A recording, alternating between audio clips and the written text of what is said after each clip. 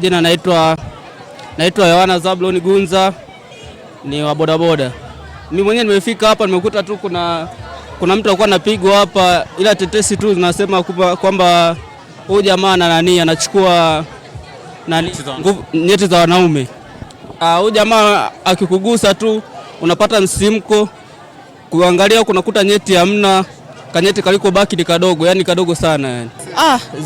Zimetutia sana hofu, zimetugusa sana, manake kama sisi ni wanaume, manake haina haja ya kuwa mwanaume kama nyeti zako hauna. Kwa hiyo hichi kitu tunaomba sana serikali kipinge zaidi kabisa. Watu kama hao wakamatwe. Maana kama hivyo manake tutazidi kuwaua. Vifo vitazidi kuongezeka, maana watu kama hao wachukuliwe hatua. Wasiwepo kabisa Tanzania. Kuwatambua manake kuna ishara tu ambao tu wewe jinsi anavyokugusa na jinsi unavyopata msimko ule, ndo na mwito ndo unajua kwa wewe ndiye. Alafu wewe mwenyewe tu ile hofu anaweza kukurudishia. Sasa mtu anakuchukua na kurudishia, so wewe ndo ndiye. Karibu Mlo Carnival, sehemu mpya ya kipekee ya kurabata na kufurahia maisha. Je, unatafuta sehemu tulivu na ya kisasa ya kupumzika na marafiki au familia? Bas, Mlo Carnival ndio jibu lako. Hapa utapata vinywaji mbalimbali, moto na baridi kwa bei nafuu, vinavyokubaraza harisi ya burudani. Kwa wapenzi wa michezo, hatujawaacha. Usikose kufuatilia mechi kali za ligi ya Ulaya na Tanzania kupitia screen kubwa za video zenye ubora wa hali ya juu, zikikupa hisia halisi za kama upo uwanjani. Na si hivyo tu, furahia chakula kitamu kuanzia nyama choma safi, vitafunwa na vyakula vingine vingi vinavyoandaliwa kwa ustadi wa hali ya juu. Unajiuliza kuhusu usalama? Usalama wako ni kipaumbele chetu. Ulinzi wa uhakika na sehemu ya maegesho ya magari, yani parking ya kutosha, inapatikana ili uweze kufurahia muda wako bila wasiwasi wowote. Vipi kuhusu huduma? Usijali, wahudumu wetu ni wakarimu, wenye uzoefu na wanaojua kazi yao, tayari kukuhudumia kwa tabasamu bomba kabisa. Mlo Carnival, sehemu sahihi ya burudani, raha na michezo. Njoo jione mwenyewe. Ukifika mara moja utatamani kurudi tena na tena na tena. Mlo Carnival, raha halisi, bei rafiki. Karibu sana.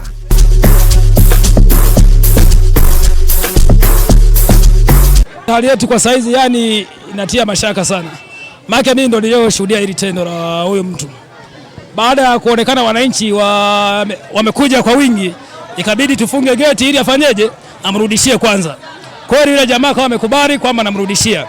Alivyomrudishia, wananchi ndio wakafanyeje, wakawa wamevunja lile geti ili kusudi afanyeje, atoke.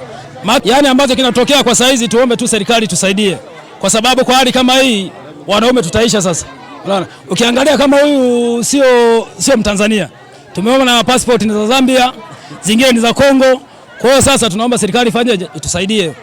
Ana Christophe Tina amemkuta ofisini, akawa anamuuliza bidhaa anazouza machupa, anamwambia bei. Akawa anamwambia nimetoka huko kununua vitu huko Zambia. Akawa anamuuliza bei, anamtaji. Wakaelewana bei ya chupa ya chai.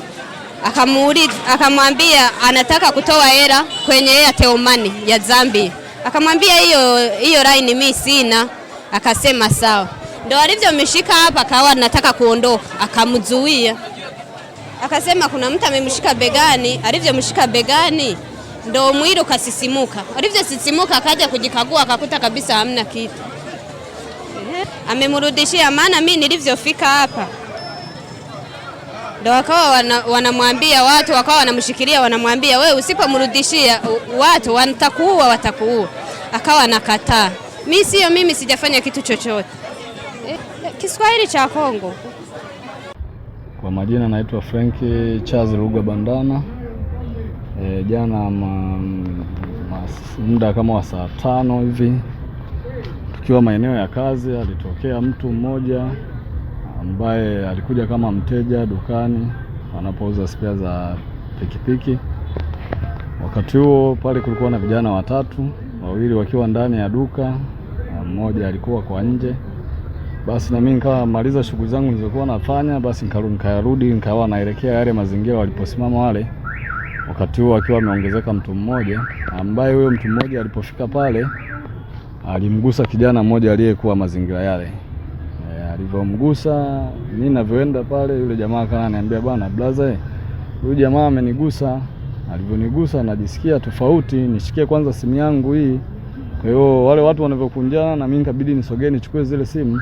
Ninavyosogea pale, na mimi ile hali aliyoniambia yule nikawa na mimi imenipata ile hali. Kwa hiyo kanibidi mimi ni chapu nikimbie niende nijiangalie chooni, kweli nikakuta na mimi hali imenipata.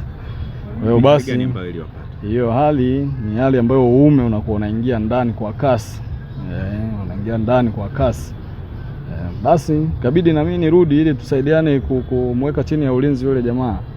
Kweli tukafanikiwa, tukawa tumemuingiza ndani ya duka pale. Tukamweka chini ya ulinzi. Basi tukawa tunamuuliza, bana kabla wewe hujaje sisi hatakuwa na hii hali. Sasa inakuaje wewe ulivyofika hapa alafu sisi ndo tunakuwa hivi? Kwa hiyo jamaa tukawa tunamhoji, bana hili begi ulilonalo hiki begi kidogo kina nini? Basi baadaye yule jamaa anavyotoa lile begi lake ikaonekana kwenye lile begi alikuwa na gunzi, lakini na ikadondoka gunzi, ikadondoka na 50 kwacha. Kwa sababu tayari ilikuwa ni purukushani pale, yeye anaangalia namna ya kujiokoa, na tukaona huyo akiondoka bila kumaliza hii tatizo itakuwa ni changamoto. Kwa hiyo tukabidi tukae naye pale pale, watu wakajaa. Basi mwisho wa siku wakabidi tumpeleke kwa raia kule. Baadaye wakampiga sana tu, lakini baadaye tukabidi sisi tena ndo tuingilie ile hali ili wasimuue.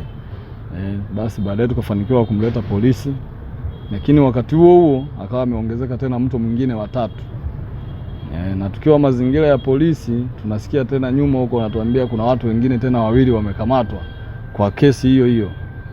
Kwa hiyo tukajikuta wahanga tukaongezeka mpaka kufika jioni tukajikuta tumefika watu 5.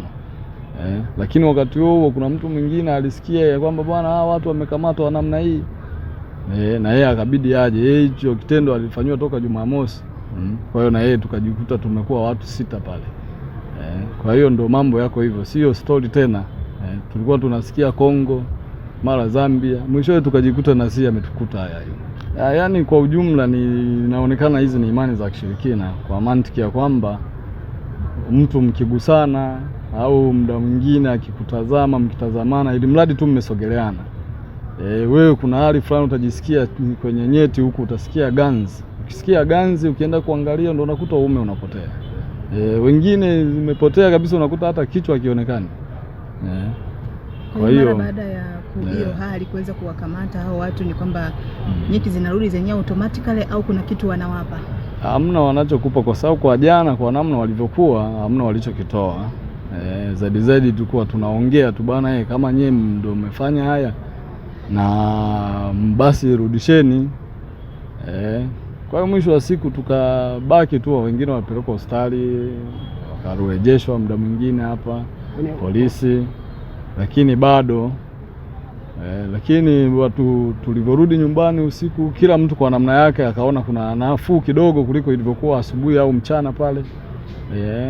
Kwa hiyo mpaka hivi sasa ni kipi ambacho kinaendelea sasa? Yaani mpaka saa hizi hamna kinachoendelea zaidi. Kama hivi sasa hivi umetuambia twende kwanza hospitali tukafanye uchunguzi kidogo alafu ndo turudi tena polisi.